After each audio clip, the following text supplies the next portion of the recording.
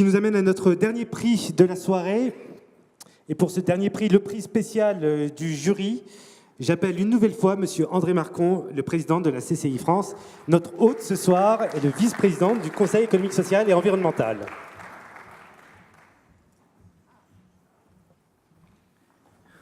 Je n'ai pas besoin de vous saluer parce que c'est déjà fait. Mais là, je prends mes responsabilités de la présidence de CCI France, donc du réseau des CCI en France. Alors, dire quelques mots de ce réseau et aussi des raisons qui ont amené à parrainer ce prix et le pourquoi de ce prix spécial du jury. En fait, les CCI, elles sont souvent vues au travers des équipements qu'elles gèrent, des grands équipements qu'elles gèrent. Elles sont souvent vues au travers de la formation. Nous sommes le deuxième formateur après l'éducation nationale. Et on les voit moins parce que c'est beaucoup plus discret dans tout le travail d'accompagnement des entreprises que nous faisons au quotidien. Un travail à bas bruit, depuis l'aide à la création d'entreprises, son développement jusqu'à sa transmission dans tous les métiers. Et spécialement une aide auprès des TPE et des PME qui ont le plus besoin de nous. Et il est sûr que les grandes entreprises n'ont pas besoin du réseau des CCI pour progresser, elles en ont les moyens eux-mêmes. Donc ce travail du quotidien nous amène aussi à émettre un certain nombre de suggestions aux collectivités locales sur le territoire, mais aussi au gouvernement au niveau national. Et début 2012, après avoir fait un constat, et un constat douloureux sur cette industrie qui se cassait la figure dans notre pays, nous nous sommes dit il faut que nous prenions ce sujet à bras-le-corps. L'industrie était dévalorisée, elle l'est d'ailleurs toujours encore, mais elle était encore plus dévalorisée. Ce n'était pas un secteur d'avenir. On ne parlait que des services. Bien sûr, je caricature, mais les faits sont là et la baisse de la part de l'industrie dans notre PIB était tout à fait préoccupante. Donc nous avons décidé de consacrer toute l'année 2013 à l'industrie. Bien nous en a pris puisque le ministre Montebourg, dès sa prise de fonction, a décidé de faire son cheval de bataille de la reconquête industrielle.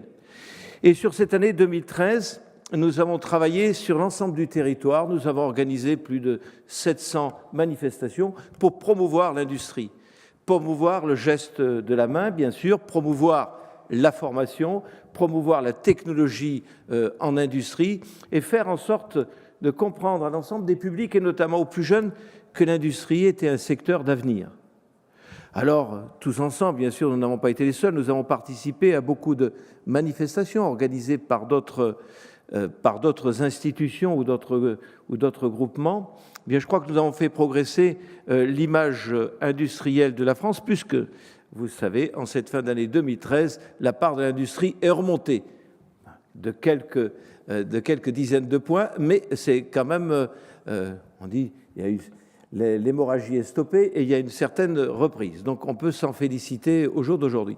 Et pour faire notre travail, bien sûr, on s'est appuyé sur le travail des think tanks et de ce qui a été dit. Et ce que nous avons fait dans nos soirées que nous avons organisées sur le terrain, que ce soit avec les jeunes, avec les chefs d'entreprise, avec les sous-traitants, eh bien, nous l'avons fait avec les idées qui venaient aussi des think tanks. Et quelques idées, et notamment une particulièrement astucieuse sur laquelle nous sommes beaucoup appuyés, qui est dans l'ouvrage de Christelle Bory, dont le titre est « L'industrie racontée à mes ados qui s'en fichent ».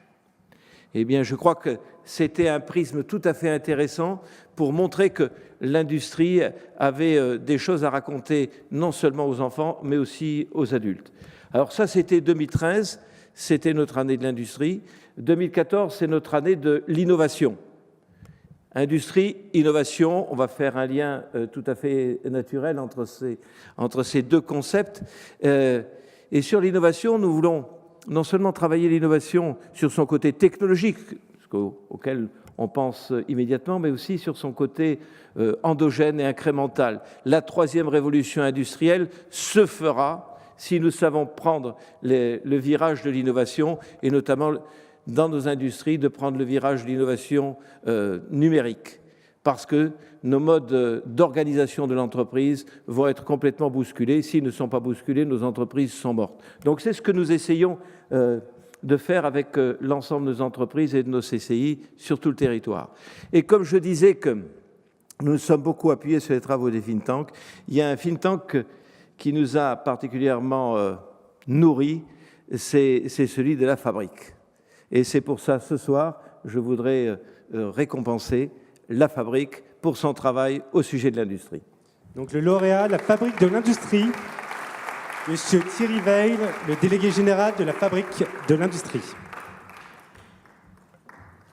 Merci beaucoup. Félicitations. Merci. Je vais dire, comme tous les gens qui m'ont précédé ici, que nous sommes très honorés, mais c'est particulièrement vrai pour nous. D'abord, ça fait quelque chose de recevoir le prix du président André Marcon, mais aussi, on est tout jeune et on est tout petit, et on est en excellente compagnie ce soir, mais nous n'avons pas les divisions de l'IFRI ou de l'OFCE. Nous existons depuis à peine 2 ans. Nous devons à une équipe dynamique et motivée nos quelques productions, et surtout à nos présidents, Louis Gallois et Denis Ranck, à nos mandants, qui sont des fédérations industrielles. Et nous avons énormément de plaisir à constater qu'on a été créé parce qu'il y a 2 ans, l'industrie était quasiment absente des grands débats. Ça n'est plus vrai dès la campagne électorale de 2012. Pour la première fois dans une campagne présidentielle en France, l'industrie a été un thème important des débats. André Marcon vient de le rappeler, en 2013, l'industrie a été au cœur, a été le thème de l'année de CCI France. Et aujourd'hui, on en parle de plus en plus. Et c'est justement notre action, cela vient d'être rappelé, d'essayer d'alimenter, d'animer ce débat, de travailler en coopération avec tous les autres laboratoires d'idées et toutes les personnes qui s'intéressent à l'industrie. Nous sommes totalement œcuméniques, nous ne sommes pas rattachés à un courant politique ou à un courant professionnel. Nous avons notre comité d'orientation des syndicalistes, employés et employeurs. Nous avons beaucoup d'universitaires, nous avons beaucoup d'industriels.